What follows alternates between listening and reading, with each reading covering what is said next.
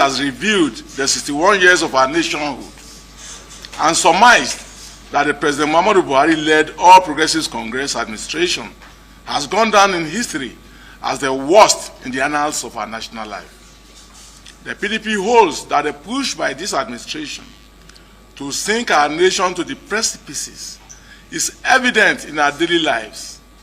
The lies, the injustices, violations, state-backed violence, impunity, nepotism, treasury looting, harsh economic policies, and accommodation of terrorism. But our nation has continued to survive by the resilient spirit of Nigerians. Our party, however, asserts that though the APC and its government have been pushing the nation to the brinks, Nigeria as a nation will never fail. It is painful that all the gains made by our nation since independence in 1960, and especially during the 16 years of the PDP in office, including the entrenchment of national unity and cohesiveness, freedom and personal liberty of citizens, rule of law, credible elections, justice, equity, fairness, and economic progress, the very elements of an independent state, have all been reversed by the APC and the Buhari presidency.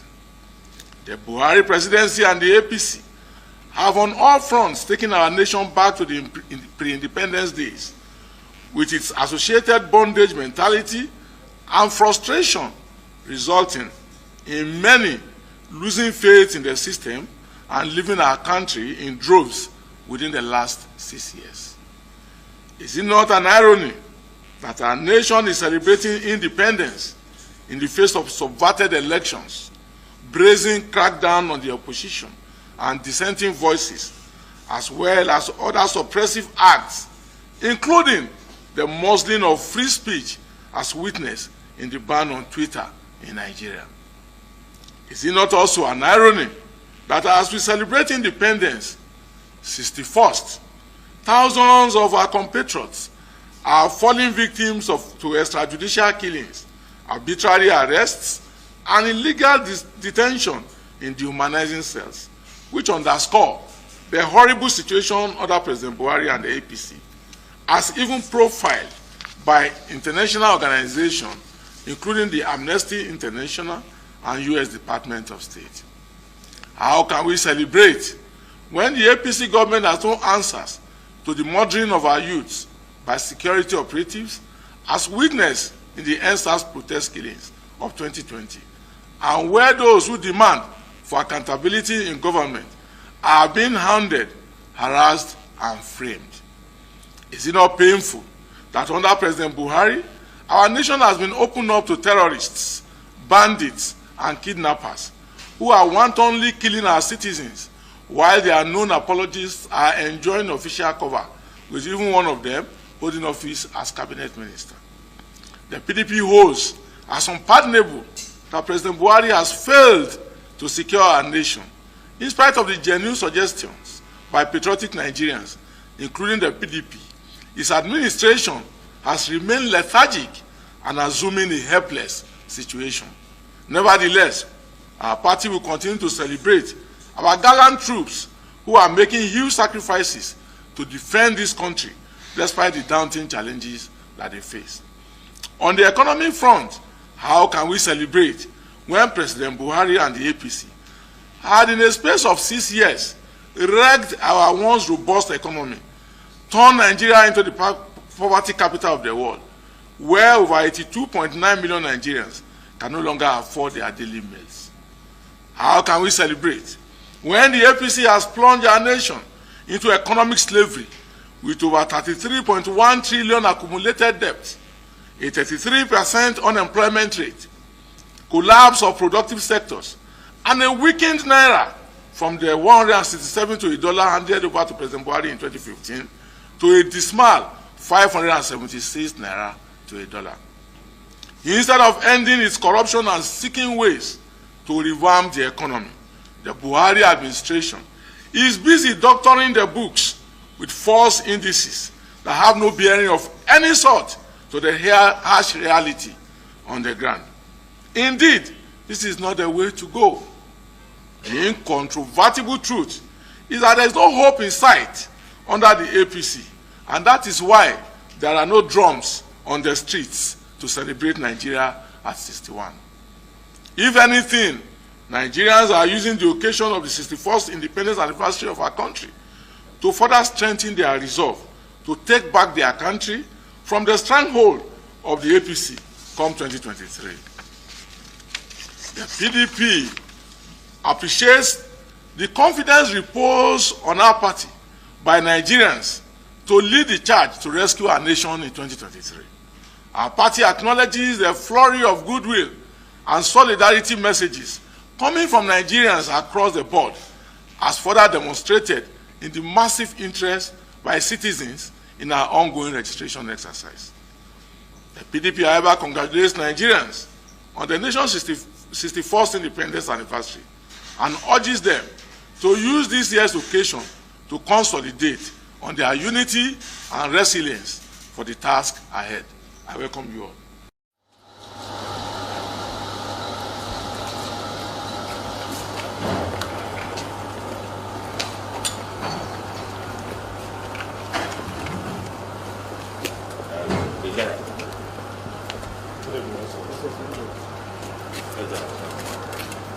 Dear Anambra, it is on a very sad note that I address the state today to condemn in very strong terms the violence that has been witnessed in my state in the past few days.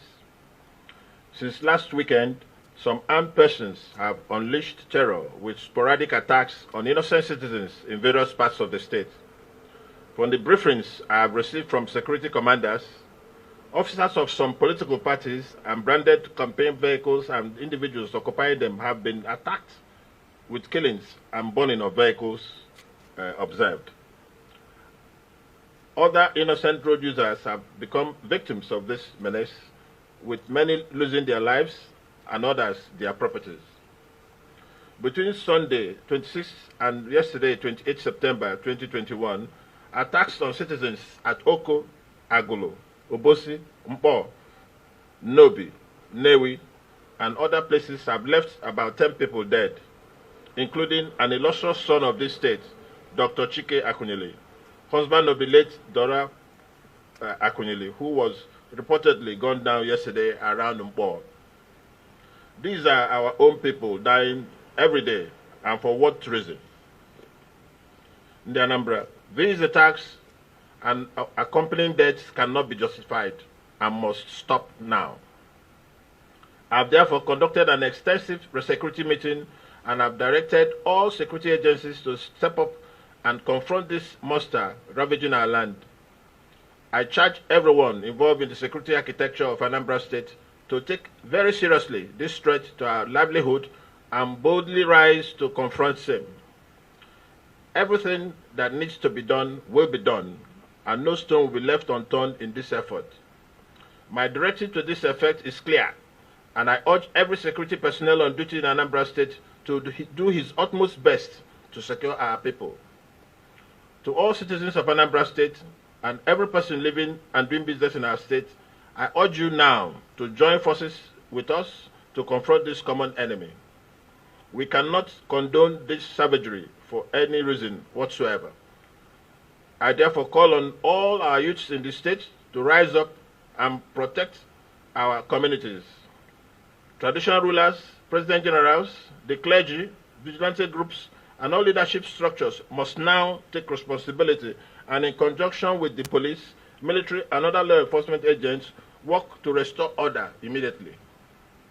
To reinforce our commitment and seriousness to this issue, I, on behalf of the state government, wish to announce a 20 million reward for any useful information leading to the arrest of the perpetrators of these heinous acts on our state. The people behind this must be unmasked and brought to book. I urge citizens to report to us anyone bearing firearm who is not a security or vigilante personnel, so we can deal with this monster once and for all. At this point, I wish to most heartily condole with the families of all those who have lost their loved ones in the course of these senseless attacks. I promise you that we will leave no stone unturned in getting justice for them. May their souls rest